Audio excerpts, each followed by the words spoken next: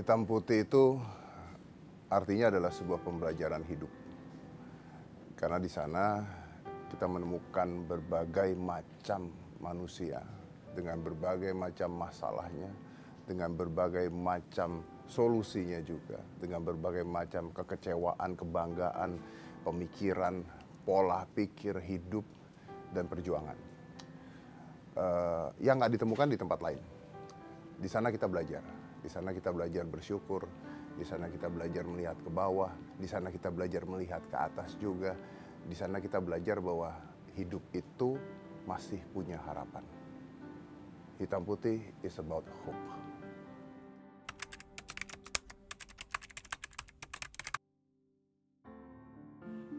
Kalau yang ditanya apa yang dikorbankan saya selama menjadi host Hitam Putih, secara eksternal sebenarnya nggak ada, because I really enjoy being a host here. Saya sangat menikmati menjadi seorang host di acara Hitam Putih.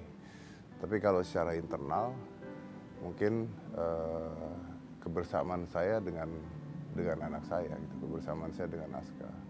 Karena seperti yang kalian tahu, Aska tinggal sama saya, dan saya itu tidak ketemu Aska pada saat syuting Hitam Putih. Karena begini, saya pulang dari syuting, itu pasti nyampe rumah jam 11 atau 11.30. Itu keadaan bahwa Aska sudah tidur.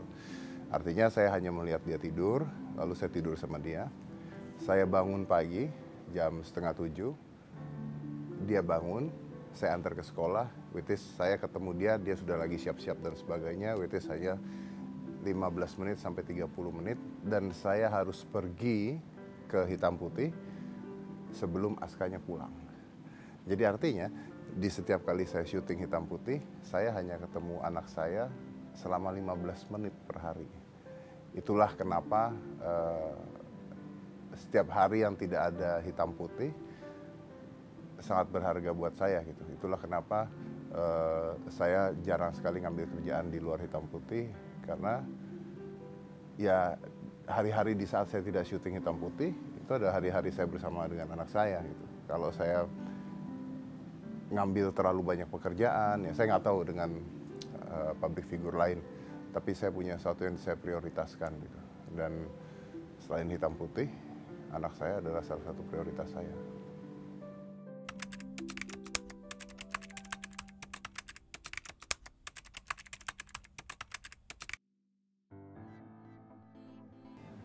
Seperti tadi saya bilang bahwa Hitam Putih itu adalah pelajaran hidup dan sebuah harapan. Jadi menariknya adalah saya pada saat itu memutuskan untuk mengundurkan diri. Kenapa saya memutuskan untuk mengundurkan diri? Karena TV di saat itu, saya tidak bicara satu TV atau dua TV, saya bicara hampir semua stasiun TV di saat itu sedang euforia dengan acara yang menurut saya tidak sesuai dengan selera saya, ya, dengan keluarnya goyangan-goyangan dan sebagainya, dengan panturaan-panturaannya, which is rating dan sharingnya luar biasa. Di sana acara seperti Hitam Putih, acara inspiratif seperti Hitam Putih itu tergencetnya luar biasa. Kita kehilangan sharing dan rating yang sangat amat tinggi, kita kehilangan, kita tergerus sekali. Sampai saya berpikir bahwa mungkin masyarakat kita tidak membutuhkan acara seperti ini. Mungkin kalau saya mau bertahan, saya harus memalukan diri saya sendiri dan berjoget juga gitu. Itu saya nggak mungkin melakukan itu. Jadi buat saya adalah daripada acara sebagus ini harus mati dilindas oleh acara-acara yang maaf menurut saya pribadi tidak mendidik, lebih baik saya mengundurkan diri. Tapi, nah ini makanya pelajaran hidup dan harapan. Tapi ternyata saya salah. Kenapa saya salah? Karena setelah saya mengundurkan diri, ternyata timbullah reaksi spontan dari masyarakat.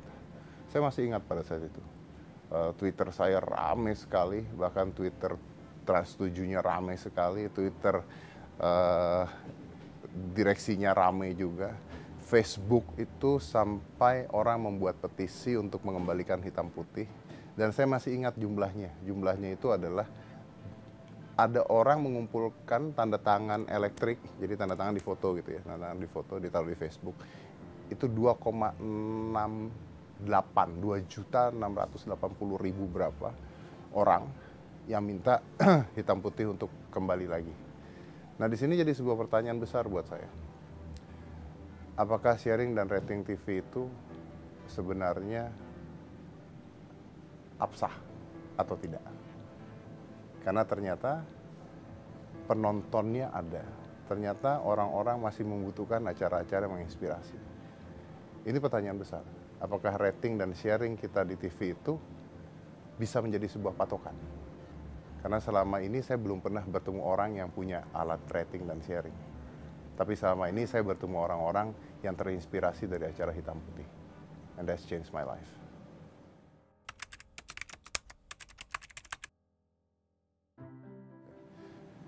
Kalau pertanyaannya paling seru sebenarnya saya menjawabnya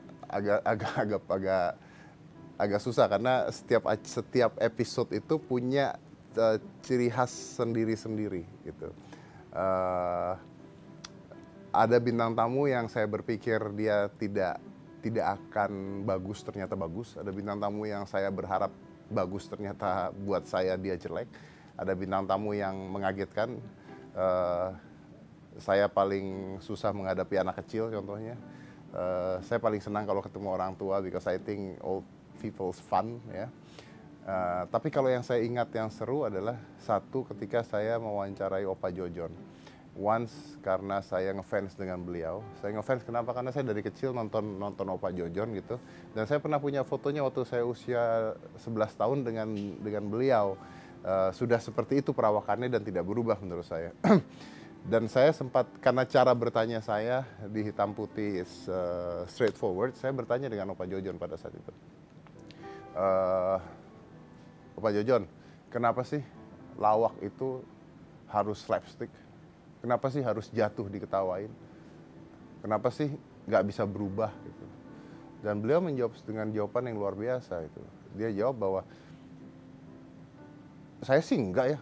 Oh iya jelas Opa Jojon harus jadi keset kok begini. Tapi enggak, saya mah bikin orang ketawa nggak perlu begitu. Oh ya, emang bisa bikin orang ketawa nggak perlu begitu? Bisa. And you know what? He's doing nothing. Dia tidak melakukan apapun. Dia berdiri dari kursinya, berdiri dari sofa, dan dia lihat penonton. Dia lihat penonton hanya dengan membelalakan mata. Jadi dia berdiri dari kursi, lalu dia begini. Itu doang.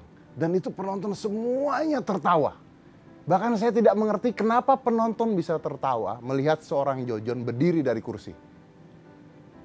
Tapi saya belajar sesuatu. Gitu. Bahwa it is not about the comedy. It is not about the joke. It is not about slapstick. It is about his character. Dan itu saya belajar bahwa karakter itu penting sekali. Dan itu saya belajar bahwa he is a legend. Dan dia adalah salah satu orang yang saya merasa kehilangan ketika beliau meninggal. Dan banyak beberapa bintang tamu di hitam putih yang selama 6 tahun ini meninggal dunia. Salah satunya adalah Pak Jojon. And I really miss him.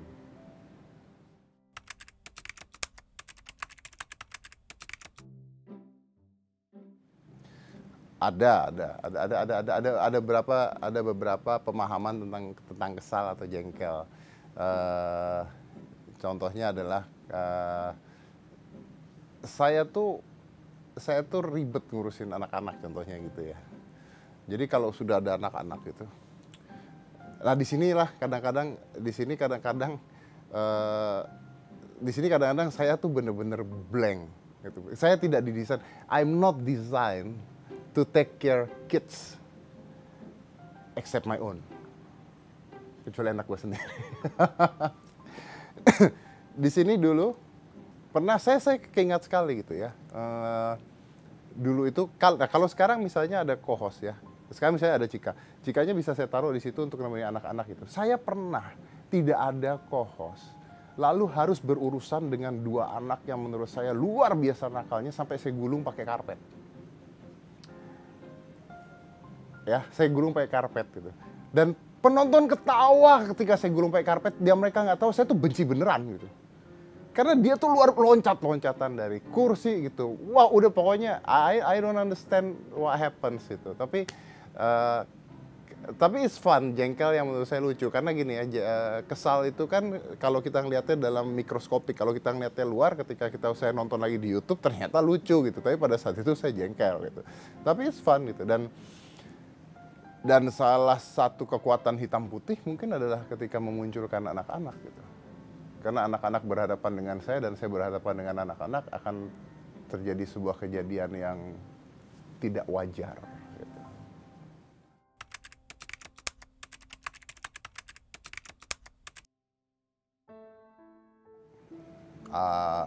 Ada beberapa, saya cerita lah ya. Saya cerita, mungkin ada tiga yang paling menyentuh hidup saya. Tapi saya cerita dulu yang merubah pemikiran saya. Ya. Saya bicara tentang mungkin 5 tahun yang lalu. 5 tahun yang lalu. Saya mengundang seorang bintang tamu. Saya lupa siapa, karena udah tidak penting lagi bintang tamunya, tapi isi dari saat itu. Saya mengundang bintang tamu di mana dia itu adalah seorang pembantu rumah tangga. Pembantu rumah tangga yang sekarang pada saat itu dia lulus S2 kalau nggak salah. Dan tetap jadi pembantu rumah tangga. Walaupun dia sudah punya bisnis lain. Ya.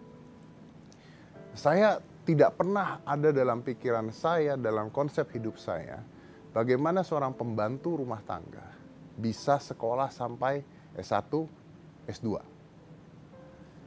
Dia harus kerja apa? Karena pembantu rumah tangga di Indonesia itu sebenarnya hampir sama seperti perbudakan menurut saya. Dia tidak ada 7 to 5. Dia bangun di rumah kita, tidur di rumah kita, disuruh kapan saja gitu. Jadi kapan dia punya waktu untuk nyari uang lain, lalu sekolah. Dan kita tahu gaji pembantu kita berapa sebenarnya ya, bahwa di bawah UMR. Right?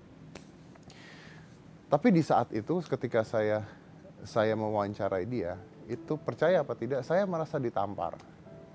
Saya merasa sangat amat ditampar. Kenapa saya merasa ditampar? Karena saya punya pembantu di rumah saya yang kerja sudah hampir, pada saat itu sudah hampir 4 tahun. And I trust her. Anak saya dijaga sama dia. And I trust her. Dan saya berpikir, kenapa saya tidak pernah berpikir seperti tuan yang ada di hitam putih yang kita undang itu sebagai mystery guest, untuk menyekolahkan pembantu rumah tangga kita. Dan itu saya kayak ditampar gitu rasanya. Saya punya uang, tapi saya nggak melakukan hal yang sama. And at that moment, saya pulang, saya temuin bantu saya. With this I love her gitu. Saya sayang banget sama dia karena dia jaga rumah, dia jaga anak saya. It's a perfect gitu ya. Saya nanya sama dia, kamu mau sekolah nggak? Tanpa berpikir apapun, dia menjawab saya, mau Pak. Terus kenapa kamu nggak sekolah dulu? Nggak punya uang. Kalau kamu saya sekolahin mau nggak? Mau Pak. And that's changed my mindset.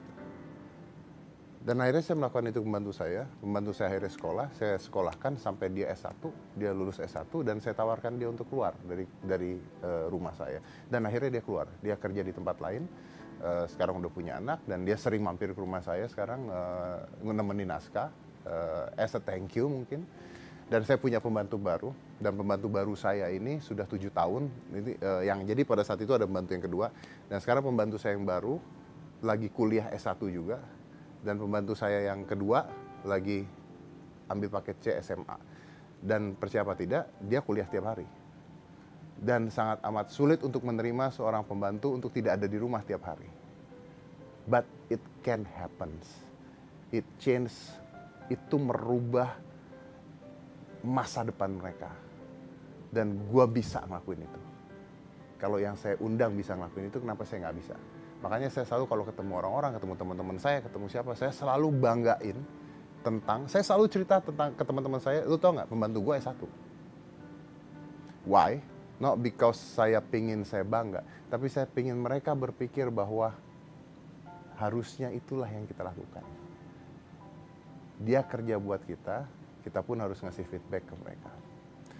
And that's changed the way I think. I become a better person di dalam hal tertentu. That's one. Hal kedua, ketika saya habis divorce, saya undang Aska, lalu saya nanya, di situ ada hostnya yang berperan sebagai host, tapi dia nanya kalau papa nggak sayang Aska lagi gimana, dan Aska nangis di pelukan saya gitu. Saya juga ikut nangis pada saat itu, and this make me think that he is my life. Itulah kenapa saya mengatakan bahwa dia adalah prioritas utama gitu. Karena saya tahu kok bahwa 1-2 tahun lagi saya udah nggak bisa nganterin dia ke sekolah, saya udah nggak bisa tidur pelukan sama dia udah nggak mau. Jadi saya mau nikmatin itu. Kalaupun saya nggak ada kerjaan satu saat, kalaupun saya nggak ada job satu saat, I'm okay with that. Yang penting saya bisa nikmatin masa-masa saya sama Aska. Dan yang terakhir adalah ketika ada mystery guest. Dulu sebenarnya ibu saya mau dijadikan mystery guest, tapi karena ibu saya kalau diundang pasti nelpon saya ya. Jadi dia nelpon saya dan dia ketakutan karena diundang ke Hitam Putih. Jadi nggak terlalu berhasil lah mystery guestnya gitu ya. Tapi ada satu wanita namanya adalah Ibu Henny. Dan ketika dia keluar, I actually cry. I actually cry. Kenapa gini? Saya rasa banyak orang tahu, tapi mungkin kalau nggak ada yang tahu, saya tidak lahir dari keluarga yang kaya raya. Saya lahir dari keluarga yang ayah saya merintis dari supir mikrolet. Jadi saya masih merasakan yang namanya beli bakso, satu mangkok dimakan 3 orang. Itu saya masih merasakan. Saya merasakan bayar kuliah sendiri, harus ngamen main sulap di hotel-hotel, dibayar 50.000 untuk biaya kuliah. Saya merasakan naik bus, bawa jas, bawa alat sulap, berhenti, tenteng-tenteng alat sulap, ganti di kamar mandi, jangan ketahuan naik bus. Saya ngerasain itu. Dan pada saat itu, saya benar-benar butuh pekerjaan. Karena saya kuliah, tapi kuliah saya nggak bisa nyari duit. Saya kuliah psikologi, mau nyari duit apa gitu pada saat saya cuma bisa main sulap. Saya benar-benar butuh pekerjaan. Dan saya ngelamar di hampir semua hotel yang ada di Jakarta. 5-star hotel, karena saya tahu 5-star hotel bayar saya pasti mahal. Dan nggak ada yang terima. Karena nggak ada orang tahu namanya Deddy Corbuzier. Except one person. Kecuali satu orang. Namanya adalah Ibu Henny. Saya waktu itu gila ya, saya datang ke restoran dan saya bilang saya pengen ketemu PR-nya dong. Nah, dia adalah PR-nya pada saat itu. Terus saya bilang, nama saya Deddy Corbuzier, I'm magician, saya main sulap. Dan dia kaget. Gitu. Ini saya udah setelah ditolak oleh semua hotel yang ada di Jakarta ya, saya udah putus asa gitu. Terus dia bilang, oke, boleh kasih lihat katanya. Terus saya main gitu. Saya main, terus oke, ya udah. Nanti saya lapor dulu ya ke bos, ke atasan saya, whatever saya lupa bagaimana ceritanya.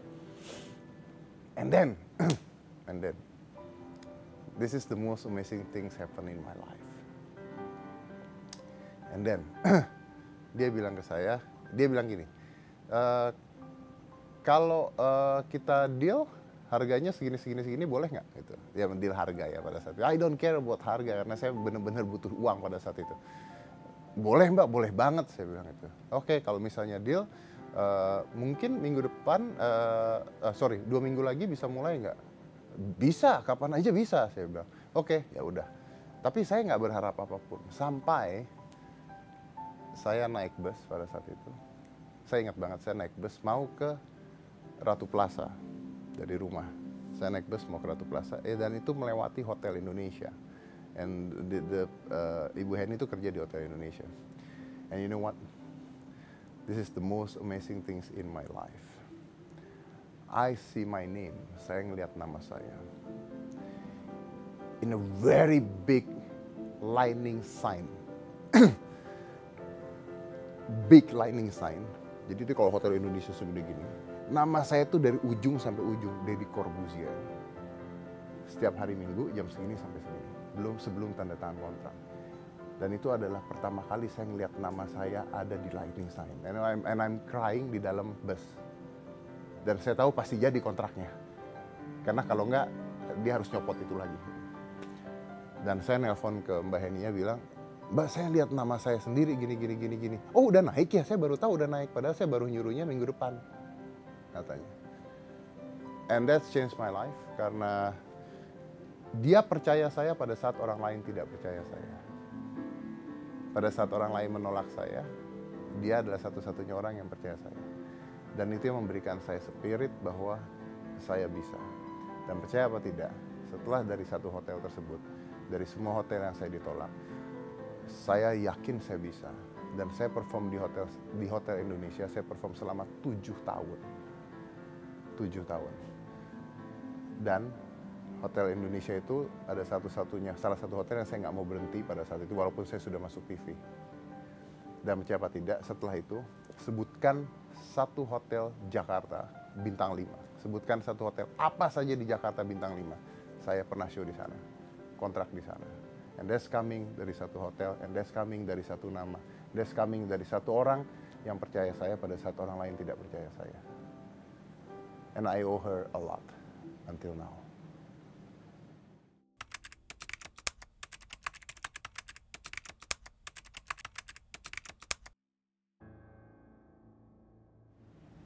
I want to say that it is a bless. Saya tidak mau mengatakan itu a curse. Apapun efeknya ke hidup saya sering dipanggil polisi gara-gara hitam putih. Saya pernah dipanggil ke sidang Mahkamah Agung Tinggi gara-gara hitam putih, di sidang 8 orang. Saya sering disomasi, saya dipanggil KPI sering terus banget ya, sampai saya kenal sama orang KPI-nya dan malas manggil saya lagi. Saya pernah diancam karena hitam putih juga. There's a lot of story yang orang-orang nggak tahu, tapi I think it is a bless. Kenapa? Karena kalau bintang tamu itu kontroversial, hitam putih bisa bertanya sesuatu yang orang lain tidak tanya, yang wartawan tidak bisa tanya, yang media tidak bisa keluar. Dan itu adalah kekuatan hitam putih. And I believe one thing, bahwa masyarakat butuh tahu cerita yang sebenarnya. Masyarakat butuh tahu sisi yang sebenarnya atau sisi yang berbeda dibandingkan dari mereka baca media atau baca online. Dan itu hanya ada di hitam putih. Itu hanya ada di hitam putih. Apapun resikonya, ya saya harus siap menghadapi. Apapun resikonya. So I think it's a bless. Give me more.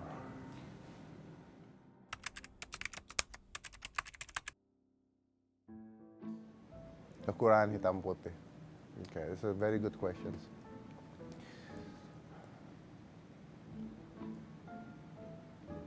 And hard to answer. Kekurangan hitam putih menurut saya satu yang paling kuat masalahnya adalah kita terlalu tematik. Artinya kalau kita mau membahas, contoh gini, kalau kita mau membahas